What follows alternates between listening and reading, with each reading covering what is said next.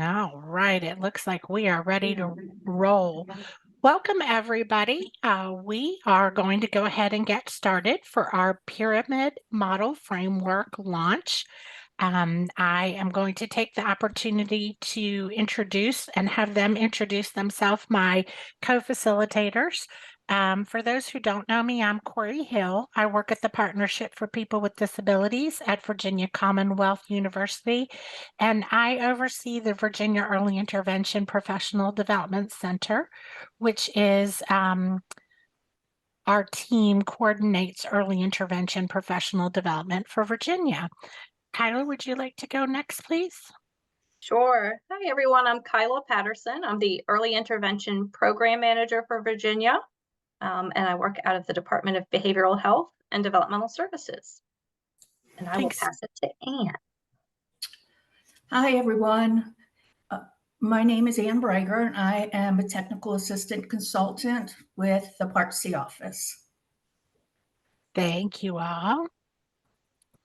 Let's see if I can get my slides to move. They were moving just there we go. So welcome to our launch. We have this very cool Seth, our graphic designer, put together our logo. So we are delighted to begin to launch the Pyramid Model Framework in Virginia. We have purposefully left some extra time, excuse me, just a moment, at the end of our session today. So feel free, if you have questions, you are welcome to put those in chat. Otherwise, we will have time for you to have your questions hopefully answered, or we will get answers for you. Kyla, I'll go ahead. Woo, that was fast, Kyla.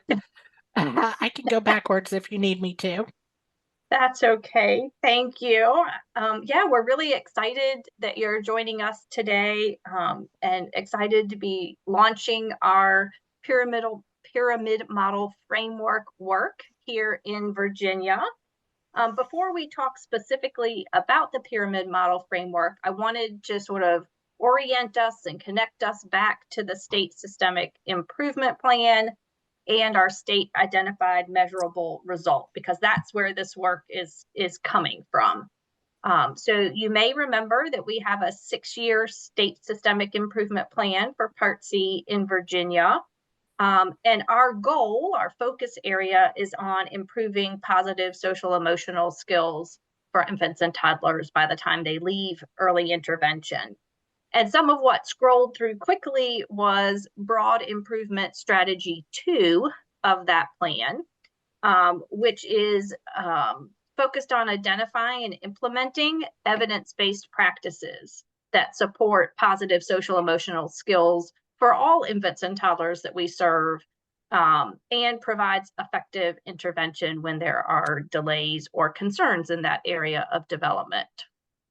The first activity in that broad improvement strategy area was to identify the evidence-based practice or practices that we were going to implement in Virginia.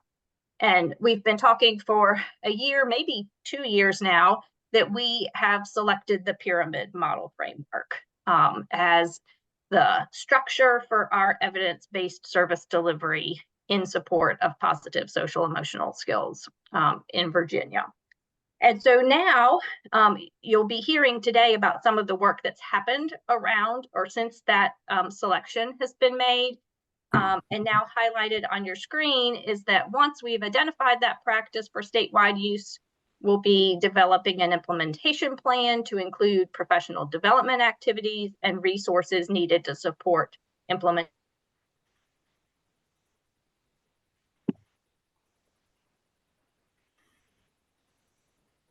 Is right now, and more about what we'll be building along the way. Anne?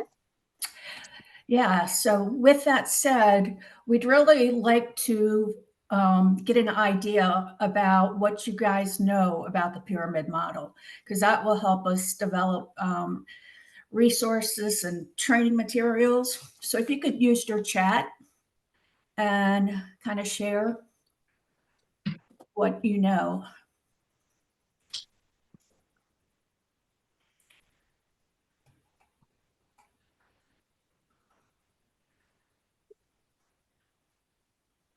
So Corey, is the chat working?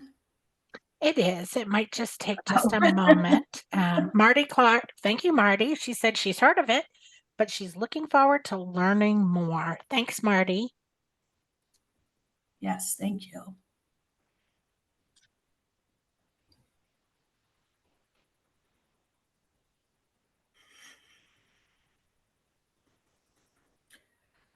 So I see Ruth says it's family-centered, which is absolutely.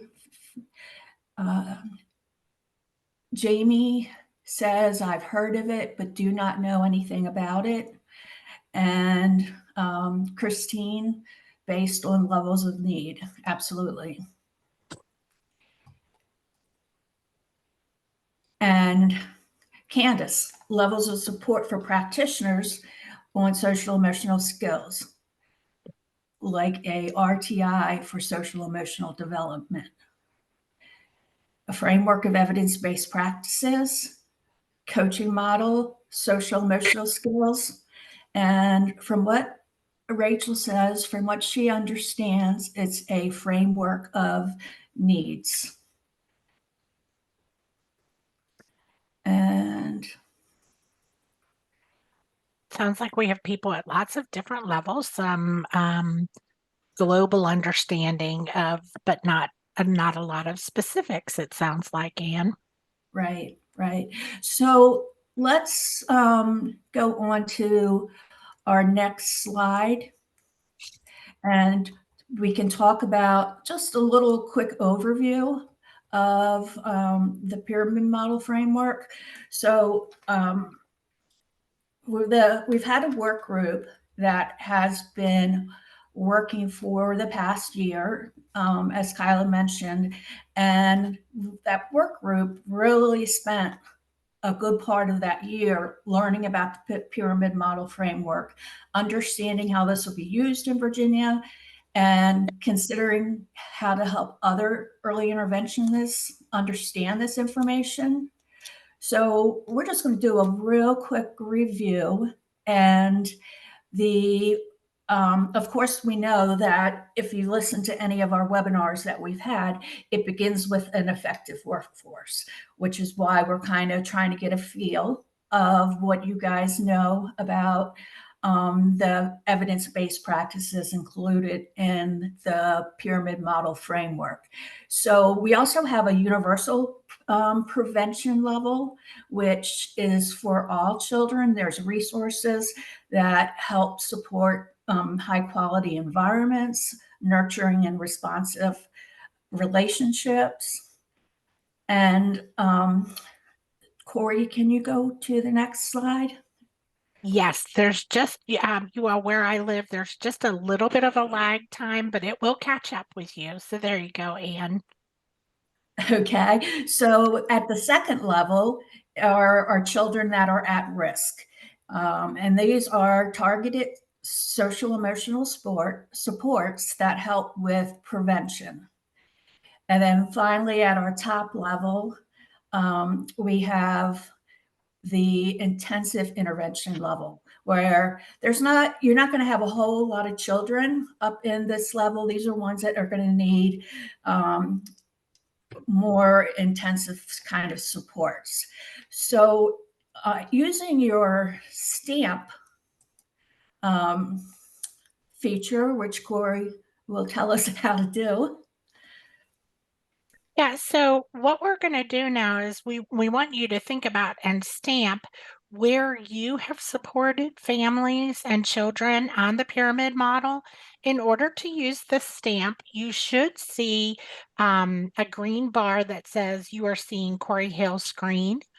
You can go to the caret that drops down where it says annotate, and you will see stamp, and you can select which stamp. I see lots of people are already putting their stamp. If you've not used the stamp tool before, it is completely fine. Anne and I can see chat, and you can put your comments in chat as well. I see April, Jessica, people are putting Kimberly Pratt. Thank you. Lots of people are putting their stamps all over. Right. And interesting. Like, I'd love to know if you guys feel like you've seen an increase in that green level, that prevention level, children at risk, especially like post-COVID. Because we've heard a lot of discussion that, because children didn't have a lot of social opportunities during COVID.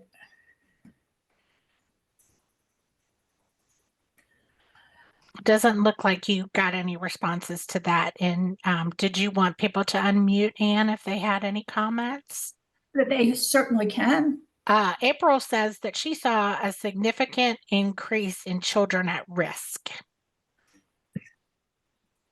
Yeah, that's kind of the feedback we've been getting from the field. So the pyramid model, the supports and resources with it are excellent tools to be using to support those children that need targeted social emotional supports.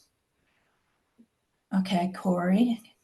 Thank you. Just a reminder, if you were using the stamp tool, be sure to go back to the annotate feature and hit the red X so you don't keep stamping inadvertently.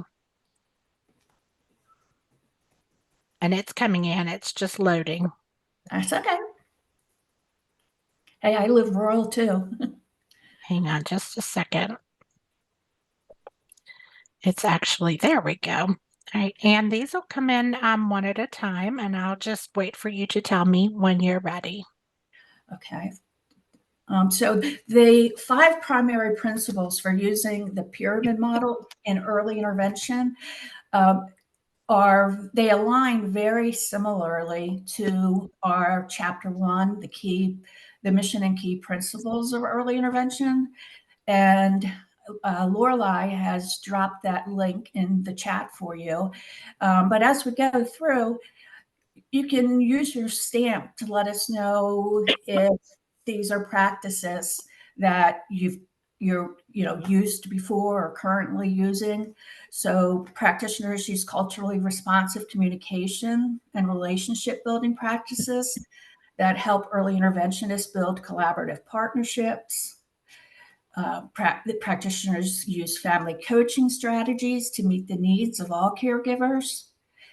The purpose of EI is to build each individual caregiver's confidence and competence in using these practices independently, providing families with knowledge and skill related to responsive caregiving, nurturing, and responsive relationships. And then lastly, the EI supports the family in using tools and strategies to prevent their child's challenging behaviors, address existing challenging behaviors, and ultimately support their child's healthy social emotional development. So are these things that we're already doing out in the field? If you can use your stamper. So again, if you want to use your stamp, you are welcome to stamp as many of these as you want if you've ever used any of these principles with the families with whom you work.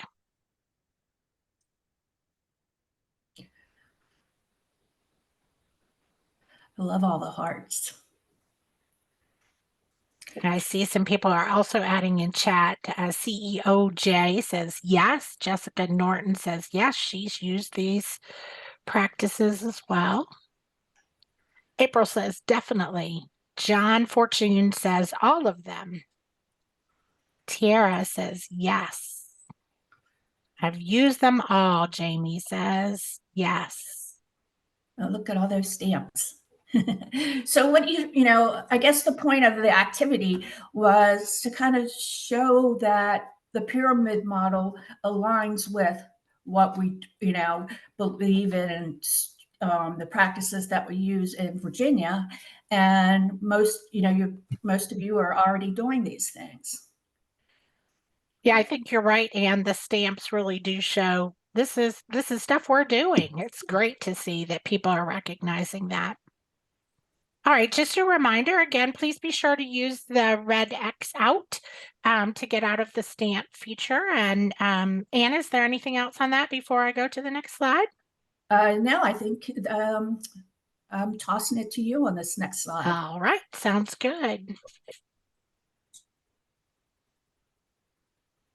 So we already talked about kind of the key, the 5 primary principles. That's what Anne just covered. We're also calling key practice areas that the pyramid model talks about as part of their framework. And we're going to hit those practice areas and talk a little bit about, again, when you have heard of these or used these. First one is building partnerships with families. Next comes family-centered coaching. And then dyadic relationship indicators, the relationship between the caregiver and the child. What I'd like you all to do is think about in chat and put in chat, where do you think about times that you've learned about those 3 key practices? And how do you know to use those as part of your practice? So I'm going to give you a second and go ahead and type that in chat.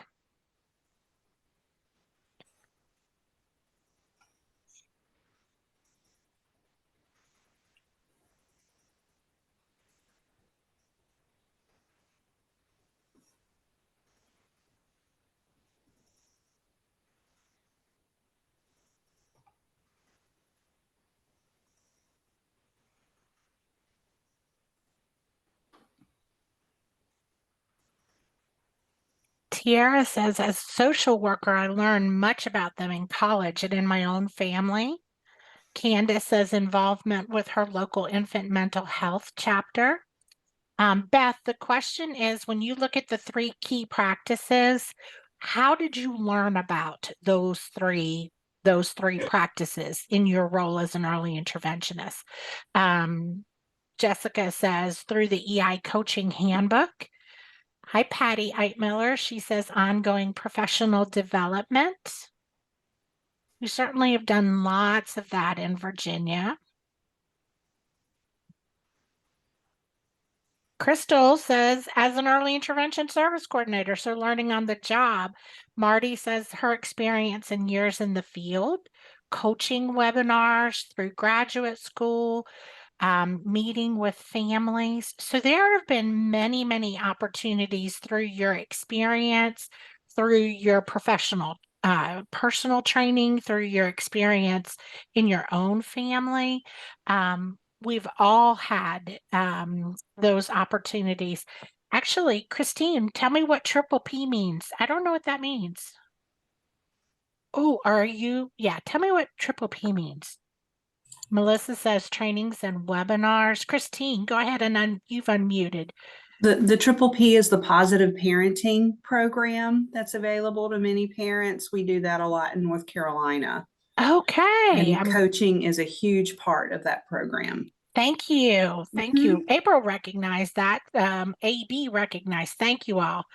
Ruth says early childhood educator, she preschool teacher, parent educator as a volunteer. Yeah, so again, what we're really trying to highlight is what the pyramid model framework talks about is not new stuff. It's stuff we are using all the time. Now let's take a look, if my slide will move. Hang on just a second. There we go. Now let's think about this key principle, promoting social emotional development. How did you learn in child development? How did you learn about specifically social emotional development?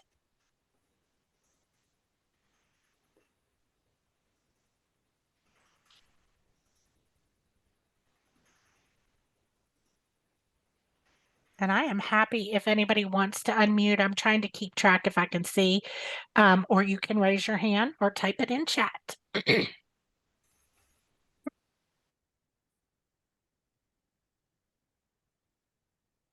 April says exposure in the field and a few college courses, graduate school, early childhood education. Child outcome indicators. There you go, Marty. You win a bonus point. Anne will be pleased with that one. Cindy says the field and through trainings.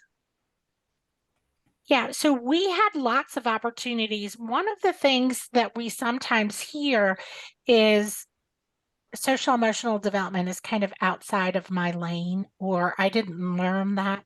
But the truth is, if you understand child development, and Amy says that developmental norms, how children develop, social emotional is just part of all of the developmental domains.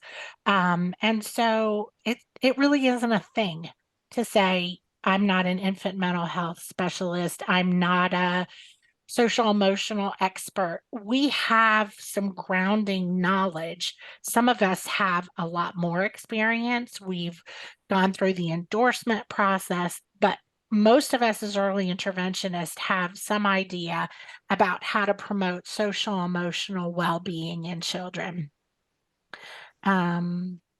Patty says, yes, it's definitely part of all areas of development. All right, let's look at the next one. Social emotional assessment. So what tools do we use in Virginia to look at social emotional assessment? Drop some of that in the chat for me. The ELAP. Amanda says in North Carolina, they're using the ASQSE. Kara says the HELP, the Hawaii Early Learning Profile. ELAP, ASQSE.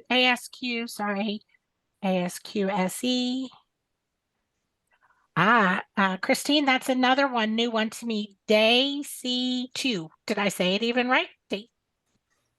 How do you say that one? Tell me that one. It's just a tool that we use when we assess in the beginning. It's a developmental assessment for young children. I'd love for yeah. you to send me a link to that. I'll put my email Sure. at the end. I'd love to see that. Mm-hmm. Yeah. Marty, It looks at DECA. I'm sorry. Go ahead, Christine. I was just saying, it looks at all 5 areas, the main 5 areas of development, but one of those main areas is social emotional. I would love for you to send that and I'll share with people. Sure. Thank you. Marty, tell me what the acronym DECA, that's one I don't know. I knew you were going to ask that, and we used it. Oh my gosh, we used it a long time ago, not a long time ago, 10 years when I got back to the center. We had received a grant based off of the pyramid models, and the DECA was the tool that we were using to assess social emotional development. And okay. We Marty? can, I'll make a note and look that up unless somebody else can jump in. Marty, is that the Devereaux, the abbreviation for the Devereaux? It could be. I'm going to search right here in my office real quick, and I'll put it in the chat when I find it, Corey. Thanks, Marty. Yes, and Christine, Lorelei has dropped my email in the chat. April, what are you saying is a great one? Unmute, April. It went too fast. The seam, is that the one you were commenting on? Yes, I was just commenting on what Sarah Moore said about the seam. Okay. Yep. Sarah offered. And the Battelle. Okay. Yeah. So we have a lot of tools. I think you all will be hearing more about Virginia's plan about the social emotional assessment. Let's take a look at the last key practice. Supporting families with children with severe, persistent, challenging behaviors. As we put our webinar talking points together, we recognize this is probably not one that Virginia has done a ton of work. We've had lots of trainings. We've had sessions at conferences, but I'm not sure it's been really specific. So I think you will see more of that as we continue our SSIP work.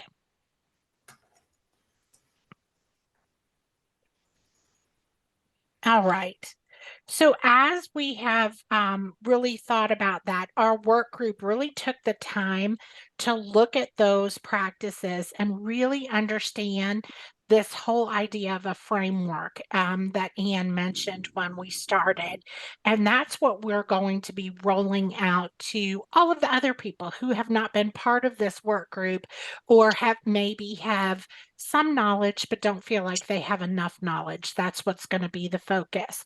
One of the really nice things is that the Infant Toddler Connection of Virginia has now put a website, a web page on their site that has our tools, our resource, and it is right here. You can see it, but you can also go to itcva.online and just look for the Pyramid Model Framework tab. When you go to that tab, this will take a moment. Frequently, I do not present because of the delay on my end. But when you go to this tab, Kyla or Ann, just make sure, is it showing okay on my end? Can you see the ITCVA? We It see hasn't popped up yet. Hang on. Let's see if it'll pop up now. Somebody just give me a thumbs up so I can see. Okay. When you go on this site, well, you're going to see this section that says resources that's in the gray box. And that's what I'm going to be talking about now. Our work group really spent some time thinking about, as we are launching our idea, what information do we want to do for people who are pretty new to the pyramid model? So just bear with me again. We're going to switch back to our PowerPoint. Hang on.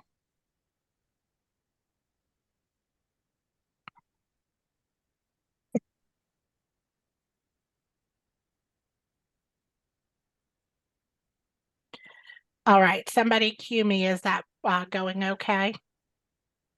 Can you see the public awareness?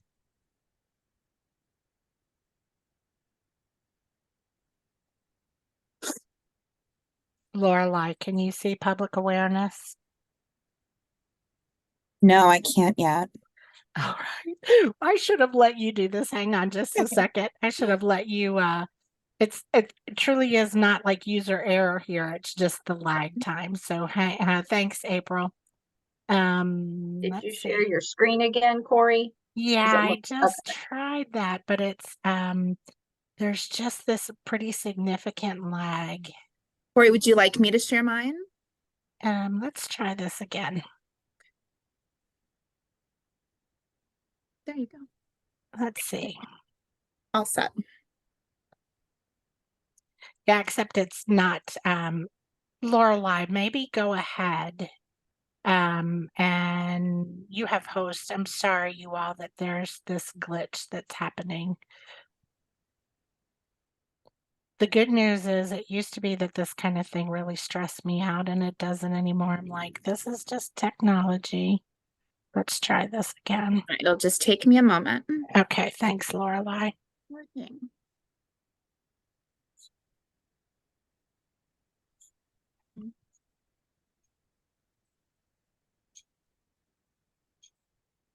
Getting us up to Yeah, speed. Lorelei, you'll get to the very first one that says it says public awareness. What exactly is a framework? Sure. Thank you for jumping in on that. I appreciate that. Not a problem.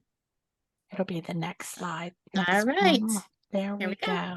Okay, so our work group, when we started talking about the pyramid model framework, there was a lot of question about just exactly what is a framework, and what does that mean? And is this a curriculum? And are we adding one more new thing to what Virginia does? And so we actually looked up and spent some time talking about a framework. And this is a handout. Lorelei just dropped it in chat, that you can use when you are talking with colleagues, with families, when we talk about the pyramid model framework as a set of beliefs, ideas, or rules that is used as the basis for making judgments, decisions. Below that, in the green box, you can see what the Pyramid Model Innovations group talks about with their idea of a framework. And then when we kind of focused in on what does Virginia say, The ITCVA says Virginia is committed to improving and sustaining the implementation of evidence-based practices when supporting children and families through EI services. The pyramid model framework aligns with Virginia's principles and practices. That's what Anne was talking about when we started, and allows practitioners the flexibility to use their expertise and the research and resources of the pyramid model framework to support individualized positive social emotional development for all children. So if you need help with explaining the idea of a framework, this resource is now available to you. Again, Lorelei put it in chat, and it's also on the ITCVA pyramid model page. Let's go to the next one.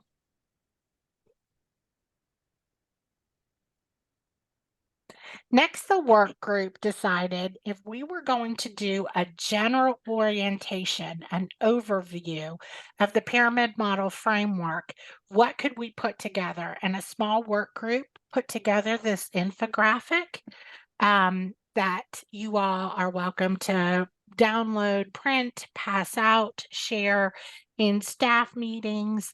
But it really talks about what the pyramid model, that overview that Anne provided, a very quick introduction. It also gives you a link to some YouTube resources, the challenging behavior site, so you can access more information on your own. Then the last thing that the work group wanted to do is how could we start sharing? And we can go to the next slide when you have a minute, Lorelei. How can we start sharing this amongst our staff? If you are a supervisor, an administrator, if colleagues want to work. So most people in Virginia know about Learning Bites, but if you don't, it is a resource tool that we use that provides how to do some mini professional development on a specific topic. And so part of our work group put together this learning bite about what do we know about the pyramid model framework that can be used like for a brown bag lunch and learn or for a staff meeting. We think it will take about 45 to 60 minutes. The Learning Bite provides all of the resources that whoever is doing the facilitating of the topic, and then the steps that they can use. As part of that Learning Bite, there also is a video through the Pyramid Model website that gives an overview. There's a vignette that you can practice with. Somebody from the work group put together a situation with a family and how they use some of the resources. So this is just a really good tool for you to start practicing to, again, orient colleagues and staff members. And also on the ITCVA webpage, and Lorelei dropped that resource in chat too, if you want to look at it specifically. So we can go to the next slide. We started thinking about what are our next steps as a work group, and a small group from our work group submitted a proposal to our Creating Connections to Shining Stars conference, which will be July 16 through 18 at the Hotel Roanoke. If you're watching for registration, it will be open on April 1st. But some members from our work group are going to be doing a session about all of this work of launching the pyramid model framework. One of the things that they're going to do, which I'm really excited, is they're going to do what we have called pair and share. So they are going to model some other ways that people can do some professional development. They're going to have some vignettes, how they explored the website and found tools and resources for situations that they really encountered as people directly in the field working with children and families. Anne, did you want to add anything about that or anything of the resources? If you're on mute, Anne. Sorry about that. We've been posting the links in the chat so everybody can resource them that way. Or as you said, go to the ITCVA website and find them there. There's also on the website, I believe it's under, I can't remember the exact tab. Is it about ITCVA? Is that where the SSIP stuff is being saved, Kyla? Okay, so all of our meeting minutes get posted there. If you want to follow the work of the work group, that's one way you can do it. We also post resources every month in the Part C update from the pyramid model. So you can start exploring, some of those resources and everything. So. Thanks, Anne. So now I'm going to turn it over to Kyla, and she's going to talk about what are the next steps for this work. Okay, great. Yeah, so I think it's exciting to know that we already have a number of these pieces in place. We talked about the 5 primary principles and the fact that you all are using those in your work every day. We talked about the 6 key practice areas and the fact that we have already done professional development, or you all have had other opportunities to learn about several of those. And so from here, we'll be starting kind of a gentle rollout or build of the remaining pieces that are part of the framework. And we want to do it slowly for a number of reasons. Number one, we know that we have provider shortages, which means everybody's already really busy. Folks are learning and still starting to use Trackit. And we want folks to have time to process each piece along the way. And we want to make sure we're carefully sort of explaining how they connect together as well. So Lorelei, if you'll click once, kind of think the point we're at right now is, understanding the framework, right? And so that's something we all need to spend a little bit of time thinking about, digesting, working with each other to understand. And then we'll begin building some of the other pieces. I think we talked about the fact that screening and assessment, we do use various tools. We've had a work group working for a while, 2 work groups actually, thinking about social emotional screening and assessment, as well as potentially screening or assessing around factors that are kind of related to social emotional development. State staff are going to be reviewing recommendations from those work groups, so there'll be more rolling out around kind of tools and practices to support that particular component or key practice area.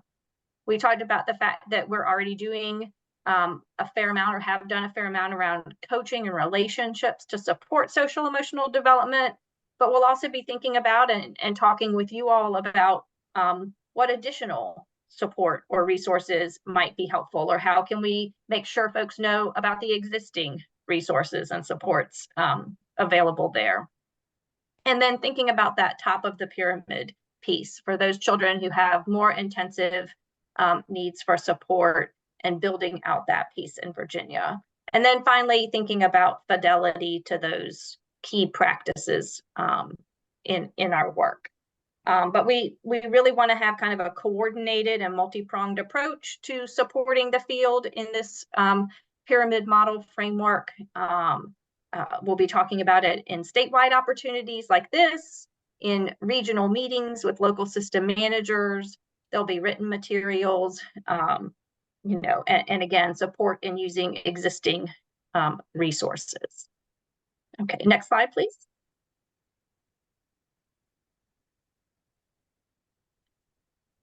So those are the steps that we'll be taking at the state level, and also want you all to be thinking about and sort of what's next at the local level. What does it mean for you as a local system manager? What does it mean for you as a practitioner in Virginia's early intervention system? So we can click through here. We sort of used launch as a way to highlight some of those ideas. Again, learning, acting on new knowledge, understanding why it's important, the pyramid model framework itself and each of those components of it, nurturing new practices as you learn and integrate those into your day-to-day practice, collaborating with each other and with the state, and then harnessing existing and new resources to build skills. So when we talk about local system managers, and I'll be sending an email to local system managers probably at the beginning of the week, just to kind of emphasize some of this and follow up on this webinar. But some things we expect are really that you'll be setting an expectation that all of your practitioners are completing this webinar, whether they did it live today or they access the recorded version on the VEIPD website. But we do feel it's really critical that everybody have this level of shared knowledge and that we're all sort of launching from the same place. We would also ask that you're using the infographic and the learning bite to build awareness and understanding within your local system, that you'll be leaders in communicating the importance and value of this work, and communicating the expectation that practitioners are participating in professional development and taking advantage of resources as we move along in this slow build of implementing the pyramid model framework. And then we hope you'll provide us with feedback along the way. How are things going in your local system? How are the resources working? What might be some gaps that we need to fill? And then expectations for practitioners, again, that you're sort of coming along with us, taking advantage of opportunities to learn more and to work with others within your local system to support this work, and really taking some time to reflect starting today on what does implementing the pyramid model framework look like in your day-to-day work, and making those connections between sort of the key practice areas, the principles, things that you're already doing, and areas where you might need to build some knowledge or skill in order to implement that particular practice area. All right, next slide, please. So just to wrap up and kind of reiterate, again, looking at the key practice areas of the framework. So in order to sort of support consistent implementation of the pyramid model framework, our gentle rollout is going to include both supporting pieces that are already in place, as well as better defining the processes and expectations, particularly around social emotional assessment and supporting families who have children with severe, persistent, challenging behaviors. And at this point, I will toss it to Corey. If we want to open it for questions. Absolutely. So first I want to acknowledge, thank you, Wilhelmina and Marty, who did come back and say the DECA or DECA is the Devereaux Early Childhood Assessment, one of the, when we were talking about social emotional assessment. So thank you for providing that information. As we wrap up our kind of formal part, a reminder, you can check your inbox and complete the survey. When you complete the survey, you will automatically be directed to download the certificate for professional development hours for today's webinar. So we are going to wrap up and have a little bit of time if folks have questions. We can go to the next slide, please. I want to thank you all for your patience too with my tech glitch, but thanks to Lorelei for helping. So that's our launch and we're ready to blast off. So what questions can we answer for you?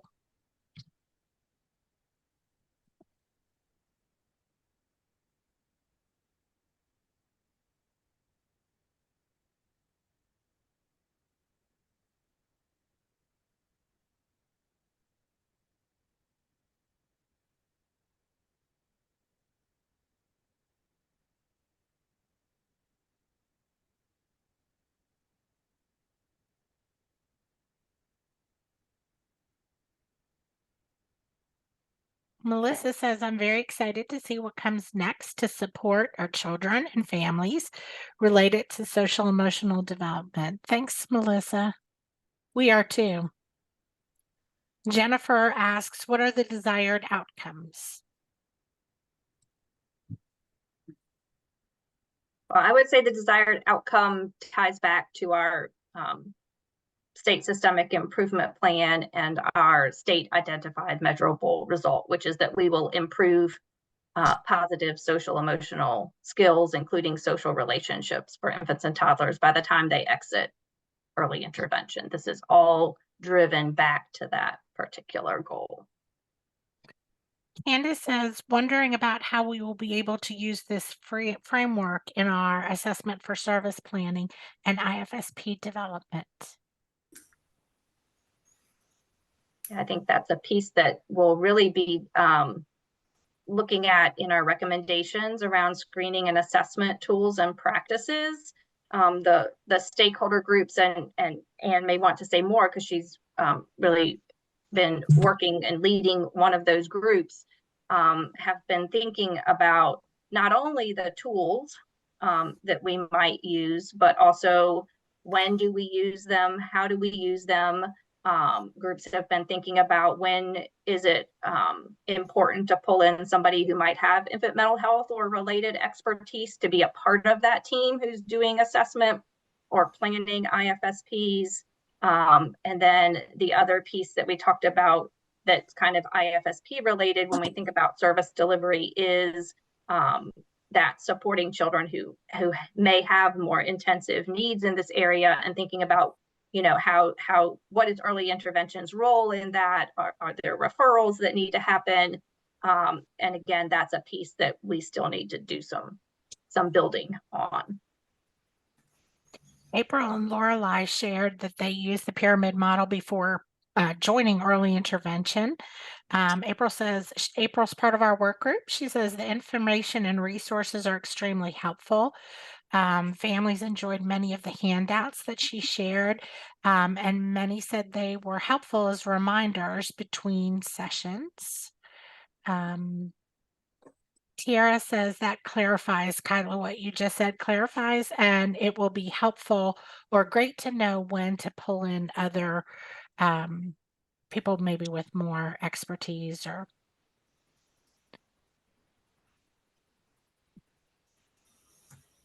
I am going to give a pause and see if anybody else has any more questions.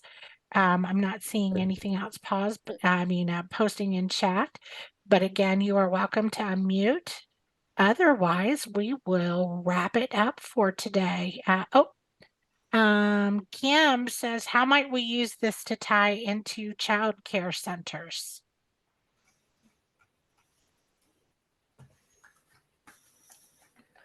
Well, the really nice thing about the resources is they can be used with families, caregivers, and in child care centers.